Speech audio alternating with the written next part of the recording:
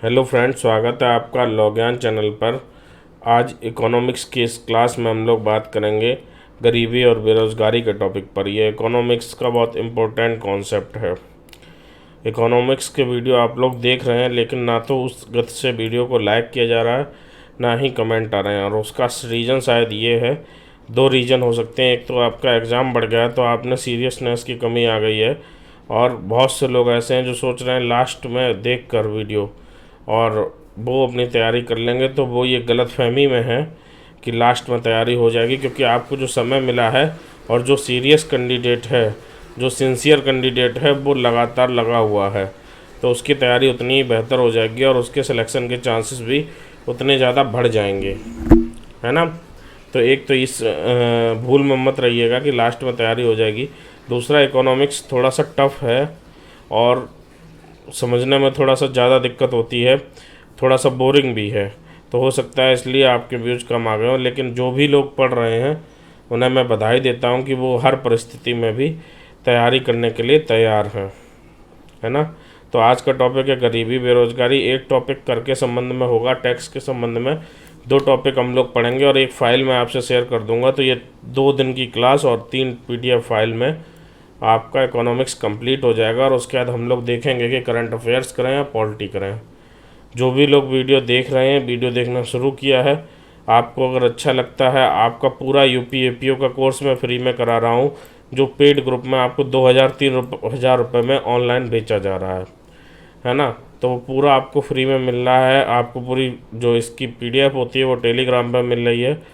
तो अगर आपको ये मेहनत अच्छी लग रही है, आपके लिए सुविधा अच्छी लग रही है, तो वीडियो को लाइक भी कीजिएगा और वीडियो को शेयर भी किया कीजिएगा, ठीक है।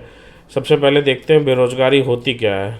ना केवल इकोनॉमिक्स के पर्पज़ से, बल्कि आज जो चर्चा है बेरोज़गारी के ऊपर, उस पर्पज़ से आप एक सिंसियर व्यक्ति होने के नाते जानना चाहिए आपको कि बेरोज़गारी क्या होती है। बेरोज़गारी होती है ऐसी कंडीशन, ऐसी स्थिति जिसमें प्रचलित मजदूरी दर पर, प्रचलित मजदूरी दर मतलब जो मजदूरी की दर है, मजदूरी का मतलब यहाँ वो मजदूरी नहीं है जो केवल आप देखते हैं कि भट्टे पर हो रही है या जो आप घर बनवाते हैं तो होती है। मजदूरी का मतलब है कोई भी ऐसी आपके वर्क को कॉस्ट में चेंज करने की जो प्रक्रिया है, आप जो वर्क कर रहे हैं उसके बदले जो कॉस्ट दी जानी है, वो मजदूरी दर। तो प्रचलित मजदूरी दर पर या प्रचलित वेतन दर भी कर लीजिए यहाँ पर, या प्रचलित कुछ भी कर सकते हैं, कोई भी दर आप जो वेतन कहें, मजदूरी कहें, मिलता तो पैसा ही है ना, ठीक है। तो प्रचलित मजदूरी दर पर कोई व्यक्ति शारीरिक या मानसिक रूप से सक्षम है। शारीरिक रूप से कैसे सक्षम कि भैया मजदूरी करनी है, हाथ पैर मेरे सही हैं और हम पूरी तरीके से तैयार हैं। मानसिक रूप से सक्षम कैसे, वो मानसिक रूप से भी उस कार्य को करना चाहे। ऐसा नहीं है कि केवल, बहुत से लोग भीख मांगते हैं हाथ पैर सब सही होने के बावजूद, तो वो शारीरिक रूप से तो सक्षम है लेकिन मानसिक रूप से सक्षम नहीं है। दूसरा, मानसिक रूप से किस तरीके से सक्षम, काम अकाउंटेंट का है तो वो जो जिस मानसिक स्तर पर है वो अकाउंटेंट के बराबर मानसिक स्तर पर होगा, तो ऐसे मानसिक स्तर से सक्षम है लेकिन उसे कार्य नहीं मिलता। ऐसी स्थिति को बेरोजगारी कहते हैं। तो समझ में आ गया होगा आपको कि बेरोजगारी क्या है, कि अगर कोई पर्सन जो किसी कार्य को करने के कैपेबल है, करना चाहता है, और जो उस कार्य के बदले उसको पैसे मिलने चाहिए उस दर पर उसको कार्य नहीं मिल रहा है, तो वो बेरोजगार है। चाहे वो ग्रेजुएट हो, चाहे वो पोस्ट ग्रेजुएट हो, चाहे वो PhD हो, चाहे वो बिल्कुल पढ़ा लिखा ना हो, लेकिन अगर कोई व्यक्ति काम करना चाह रहा है और जो उसको पैसे मिलने चाहिए वो नहीं मिल रहे हैं, तो वो बेरोजगार की श्रेणी में आएगा। एक दो एग्जाम्पल से और मैं आपको समझा देता हूँ।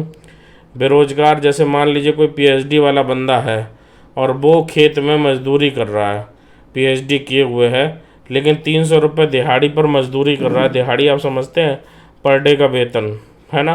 तो 300 रुपये दिहाड़ी पर मजदूरी कर रहा है, तो क्या इस परिभाषा के अंतर्गत वो बेरोजगार होगा? भले ही वो 300 रुपये पर डे का कमा रहा है, लेकिन वो बेरोजगार होगा, अर्ध बेरोजगार होगा। उसका रीज़न क्या है कि उसको जो कार्य करना चाहिए या जिस कार्य के वह कैपेबल है या जो कार्य वह कर सकता है, उसके बराबर ना तो कार्य करने का मौका मिल रहा है, ना ही उसके बराबर मजदूरी मिल रही है। इसलिए वो कैपेबल होते हुए भी अगर खेत में मजदूरी कर रहा है तो वो बेरोजगार की श्रेणी में आएगा। मुझे लगता है कि इस उदाहरण और ऐसी परिभाषा के माध्यम से आप समझ गए होंगे कि बेरोजगार क्या होता है। हालांकि यहाँ से क्वेश्चन बनना बहुत ज़रूरी नहीं है, लेकिन आगे के लिए आपका कॉन्सेप्ट क्लियर होना बहुत ज़रूरी था। ठीक है, बेरोजगारी के दो कारण हैं, मतलब कारण तो कई होते हैं। एक तो मांग का अभाव होता है, मतलब डिमांड नहीं है लोगों की। भाई लोग इंजीनियरिंग खूब कर लिए हैं, लेकिन इंजीनियर की डिमांड नहीं है। एक पूंजी का अभाव होता है, ये उद्योगपतियों के संबंध में होता है कि पूंजी का अभाव है, हमारे पास डिमांड है लेकिन हमारे पास पूंजी का अभाव है। जब आर्थिक स्थिरता आती है या ये कहिए मंदी आ जाती है, तब ऐसी कंडीशन उत्पन्न होती है तो वो बेरोजगारी का कारण बनती है। बेरोजगारी कई तरीके की होती है। संरचनात्मक बेरोजगारी होती है, चक्रीय बेरोजगारी होती है, छुपी बेरोजगारी होती है, अर्ध बेरोजगारी होती है। कुछ तरीके हम यहाँ पर देख लेते हैं। चक्रीय बेरोजगारी क्या होता है? पूंजीवादी देशों में मांग घटने से अर्थव्यवस्था में बेरोजगारी आती है और मांग बढ़ने से जल्दी समाप्त हो जाती है, इसलिए इसे चक्रीय या अस्थायी प्रकृति की बेरोजगारी कहते हैं। अब ये कैसी है? देखिए, अगर मान लीजिए डिमांड कम हो रखी है तो लोग कम काम करेंगे, और जब कम काम होंगे तो चक्रीय बेरोजगारी आएगी, और डिमांड ज़्यादा हो गई तो वो फिर से काम पर लग जाएंगे, तो इसको अस्थायी प्रकृति की बेरोजगारी कहते हैं। अब जैसे कोरोना काल में आपने देखा कि बहुत से कर्मचारी अपनी फैक्ट्री थी, अपने जो जहाँ काम करते थे वहाँ से निकाल दिए गए, और उसके बाद फिर से जब डिमांड बढ़ी, जब लॉकडाउन ख़त्म हुआ, सब चीज़ें नॉर्मल हुई, तो बहुत से लोगों को ज्वाइनिंग भी मिल गई। हालांकि उतने लोगों को नहीं मिल पाई, लेकिन बहुत से लोगों को मिल गई। तो इसको चक्रीय बेरोजगारी कहेंगे। जब मांग कम हुई तो बेरोजगारी बढ़ गई, और जब मांग ज़्यादा हुई तो बेरोजगारी ख़त्म हो गई। यही जो कॉन्सेप्ट है वो ईंट भट्टे पे भी लागू होता है। जब बरसात होती है उस समय काम नहीं होता है, क्योंकि ना तो ईंट पत्ती है, ना ही कंस्ट्रक्शन का ज़्यादा काम होता है। तो ऐसी स्थिति में वो लोग काम नहीं करते और अपने अपने घरों पर चले जाते हैं, उनको कोई मजदूरी नहीं मिलती। लेकिन जैसे ही काम आता है, जैसे ही डिमांड बढ़ती है, मज़दूरों की ज़रूरत पड़ती है, मज़दूर आ जाते हैं और वो काम करने लगते हैं, तो वो बेरोज़गार नहीं रह जाते हैं। तो इसको क्या कहते हैं? और ये क्रम चक्र के रूप में प्रतिवर्ष चलता है, तो इसको कहते हैं चक्रीय बेरोजगारी। ठीक है, अधिकतर ये जो है वो पूंजीवादी अर्थव्यवस्था में होती है या विकसित देशों में होती है, लेकिन इनके अलावा विकासशील देशों में भी ये देखी जाती है। अब दूसरी देख लेते हैं, संरचनात्मक या मात्रात्मक बेरोजगारी क्या होती है? यह पूंजीवादी देशों में पाई नहीं जाती तथा पूंजी की कमी से होने वाली बेरोजगारी है। जैसे विकासशील देशों में जो टैक्स की जो बढ़ गए, टैक्स की दर बढ़ गई, या फिर मान लीजिए ब्याज की दर बढ़ गई, तो जो पूंजीपति है जिसने उधार पैसा ले रखा है बिजनेस के लिए, उसको ब्याज की दर बढ़ने पर उसे ब्याज ज़्यादा देना पड़ेगा, या टैक्स की दर बढ़ने पर टैक्स ज़्यादा देना पड़ेगा। तो ऐसी स्थिति में उसके पास पैसा कम हो गया। जब उसके पास पैसा कम हो गया तो उसने प्रोडक्शन कम कर दिया, और जब उसने प्रोडक्शन कम किया तो लेबर कम हो गई। ठीक है, तो क्या हो गई? ये बेरोजगारी आ गई। कौन सी? संरचनात्मक बेरोजगारी। यह मिश्रित और समाजवादी अर्थव्यवस्था वाले देशों में पाई जाती है। पूंजीवादी देशों द्वारा इन देशों का शोषण हुआ, जिससे इनकी आर्थिक संरचनात्मक परिवर्तन हुए, और इस प्रकार उत्पन्न बेरोजगारी को संरचनात्मक बेरोजगारी कहते हैं। इन देशों में पूंजी का अभाव है, तब बेरोजगारी की स्थिति स्थायी बनी हुई है। इंडिया इसका एक एग्जाम्पल आप मान सकते हैं। ठीक है, ये संरचनात्मक या मात्रात्मक बेरोजगारी का एक कारण ये भी है कि लोगों की जो जनसंख्या है, लोगों की संख्या है, या जिसको हम जनसंख्या कहते हैं, वो लगातार बढ़ रही है, इसलिए ये इस तरीके की बेरोजगारी सामने आती है। पूंजीवादी अर्थव्यवस्था या विकसित देशों में प्रमुख रूप से चक्रीय बेरोजगारी, और विकासशील देशों में संरचनात्मक या मात्रात्मक बेरोजगारी। क्वेश्चन आपसे ऐसे ही पूछा जा सकता है कि चक्रीय बेरोजगारी सामान्यतः किन देशों में पाई जाती है? तो पूंजीवादी अर्थव्यवस्था या विकसित देशों में पाई जाती है। संरचनात्मक या मात्रात्मक बेरोजगारी किन देशों में पाई जाती है? तो विकासशील देशों में पाई जाती है। देखिए, आप एपीओ का पेपर देने जा रहे हैं, लेकिन हम आपको यहाँ पर जो इकोनॉमिक्स पढ़ा रहे हैं वो केवल एपीओ के पॉइंट ऑफ व्यू से नहीं पढ़ा रहे हैं। इसमें दो तीन पॉइंट ऑफ व्यू हैं। एक तो आपका यहाँ पर पढ़ने से एपीओ का पेपर तो सॉल्व होगा ही होगा, इसके साथ पीसीएसजे के लिए भी जिस लेवल के क्वेश्चन आते हैं वो भी मैं आपको पढ़ा दे रहा हूँ, ताकि पीसीएसजे के लिए आपको अलग से ना पढ़ना पड़े। तीसरा, कभी कभी एपीओ के मेंस में जब आप जीएस का आंसर लिखते हैं या पीसीएसजे के मेंस में भी आंसर लिखते हैं, तो इस तरीके के टर्म पूछ लिए जाते हैं। ठीक है, तो इसलिए मैं कोशिश कर रहा हूँ कि वो भी यहाँ पर कवर करता चलूँ। थोड़ा सा समय बढ़ा है तो मैंने सोचा कि थोड़ा सा आपके लिए क्वालिटी बढ़ा दूँ। अब वो अगर आपको अच्छी नहीं लग रही तो बताइए, मैं वैसे ही वन लाइनर करा दूं जैसे कराता आया हूँ, और फिर आपको ये लगेगा कि सर ने निपटा दिया। और मेरा उद्देश्य निपटाना नहीं, मेरा उद्देश्य है आपको अच्छी से अच्छी नॉलेज देना। आप हमको अपना समय दे रहे हैं, और समय से कीमती कोई चीज़ नहीं होती है ना। तो आप अपनी जो समय दे रहे हैं उसके बदले मेरी जिम्मेदारी है कि मैं उस समय का सदुपयोग करते हुए आपके समय का सदुपयोग करवाऊँ आपसे। आइए अगला टाइप देखते हैं, घर्षणात्मक बेरोजगारी क्या होती है।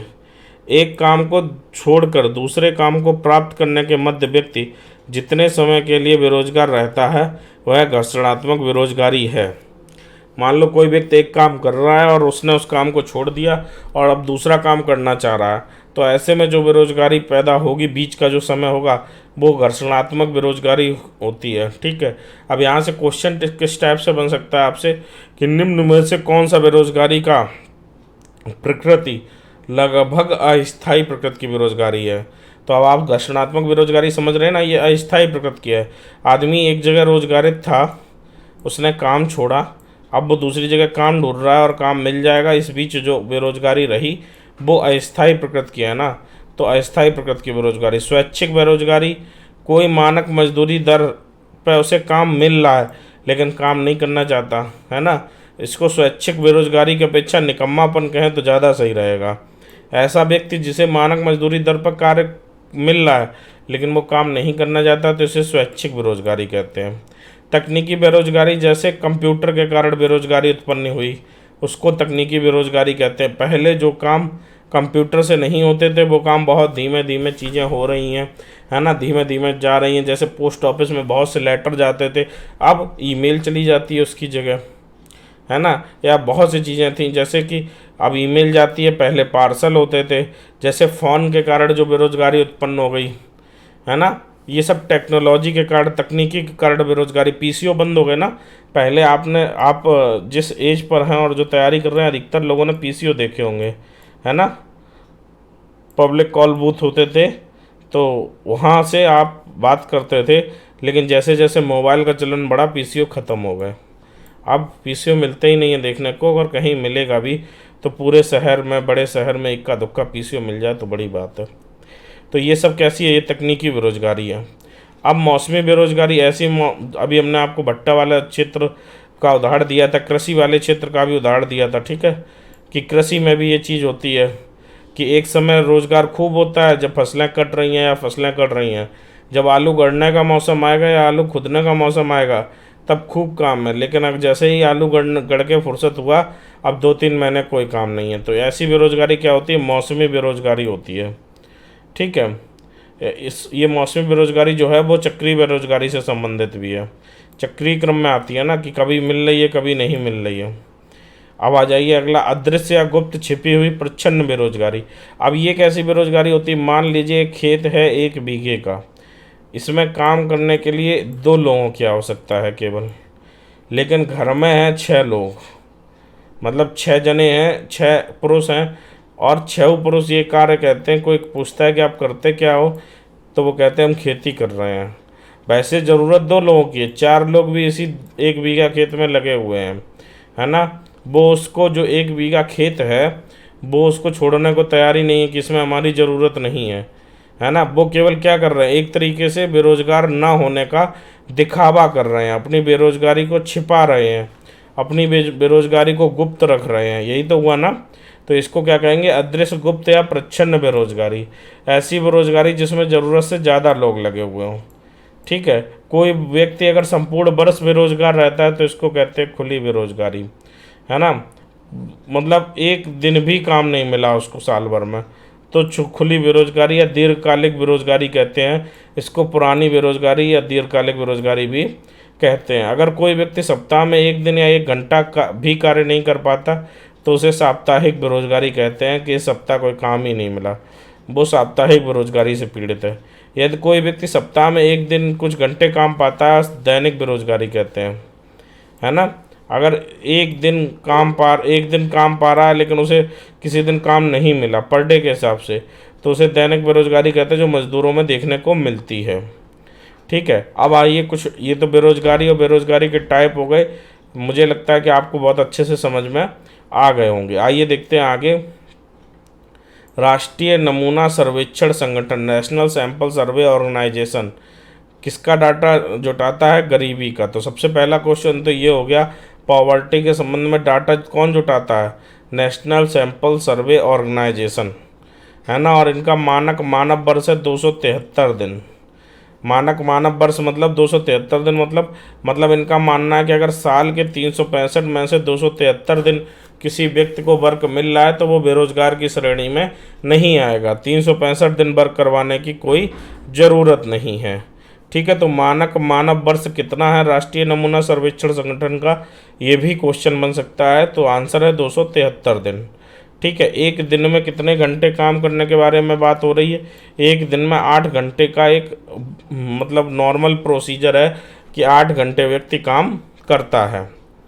ठीक है, सी वॉर्न रोरो 1901 में एक कमेटी बनी है, उसके बारे में बताया गया। फिर लॉय बॉयनडरी FAO के प्रथम अध्यक्ष भी ये रहे हैं।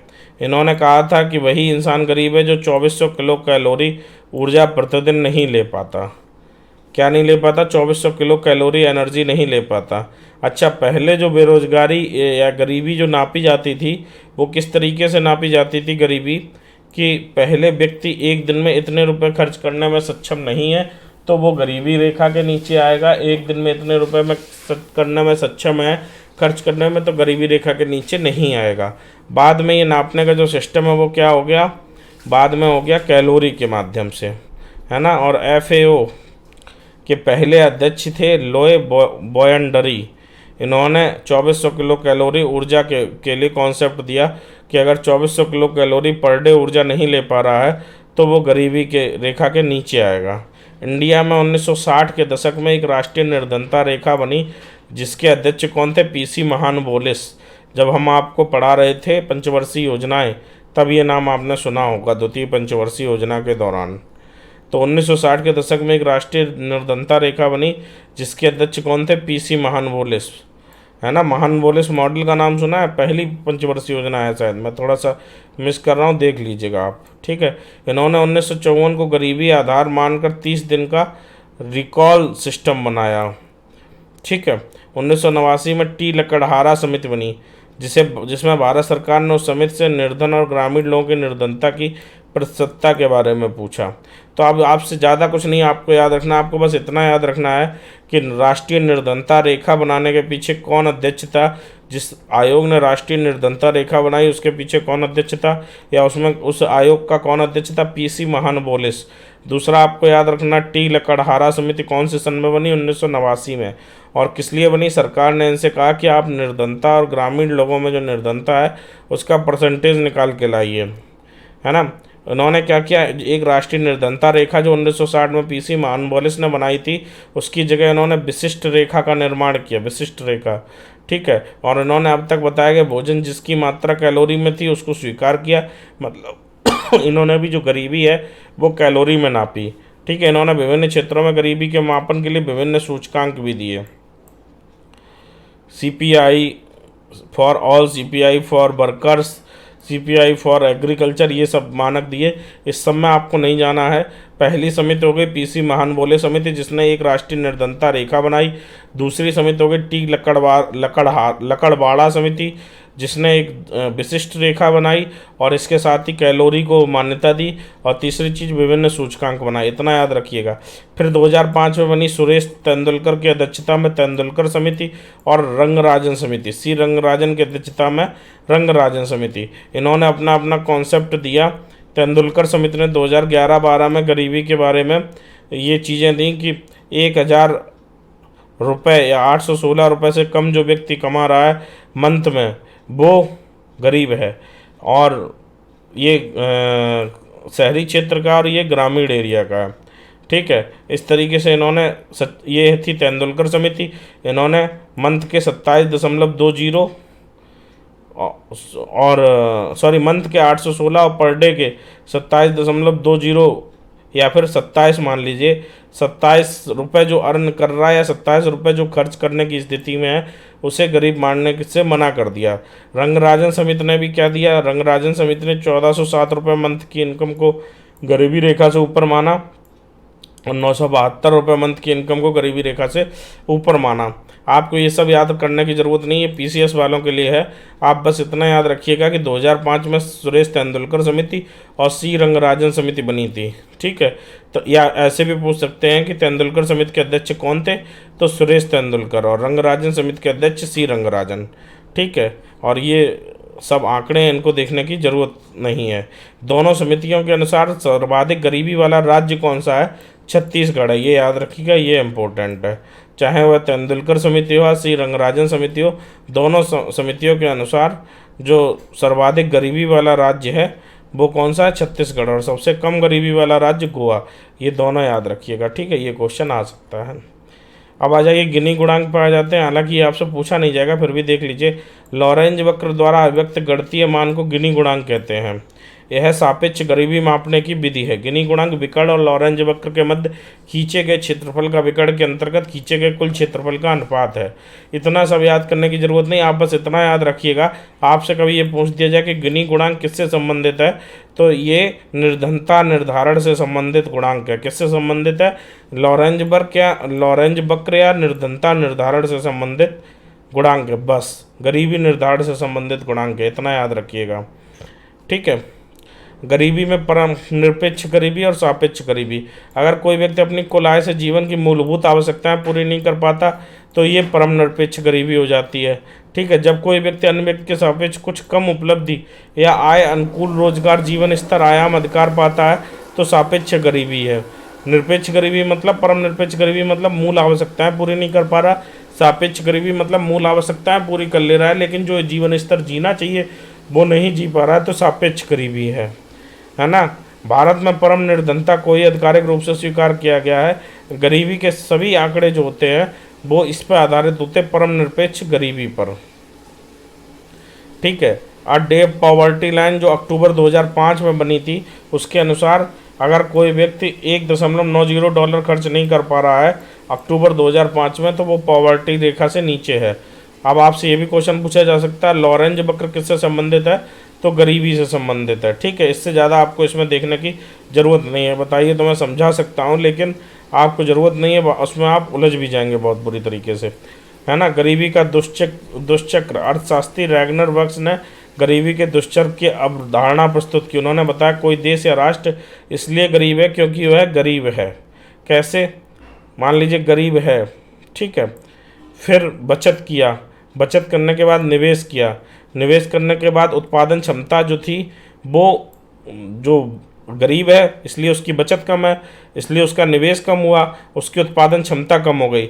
और जब उत्पादन क्षमता कम हुई तो लोगों को काम नहीं मिला, बेरोजगारी कैसी हो गई, बेरोजगारी बढ़ गई। और आय कहाँ चली गई, आय नीचे चली गई। और जब आय नीचे चली गई, बेरोजगारी बढ़ गई, तो फिर वो गरीब है। और गरीब है इसलिए बचत नहीं कर पाएगा, बचत नहीं कर पाएगा तो निवेश नहीं कर पाएगा, निवेश नहीं कर पाएगा तो उत्पादन क्षमता कम रहेगी, है ना। तो ये था गरीबी का दुष्चक्र जो बताया रैगनर नरकस ने। ठीक है, तो आपसे ये पूछा जा सकता है कि गरीबी का दुष्चक्र, हालांकि इतना पूछेंगे नहीं, किसने बताया, तो रैगनर नरकस ने। निर्धनता सबसे बड़ा प्रदूषक है, जेके गॉलवर्थ। ये किसका स्टेटमेंट है, जेके गॉलवर्थ का। ठीक है, बाजार के बारे में थोड़ा सा देख लेते हैं। गरीबी और बेरोजगारी पे ये क्लास कंप्लीट हो गई है। बाजार के बारे में हम लोग अगली क्लास में देखेंगे। ठीक है, बाकी आपको ये PDF मैं टेलीग्राम चैनल पर डाल दूंगा, वहाँ पर देख लीजिएगा। फिर मिलेंगे अगले वीडियो लेक्चर में। धन्यवाद।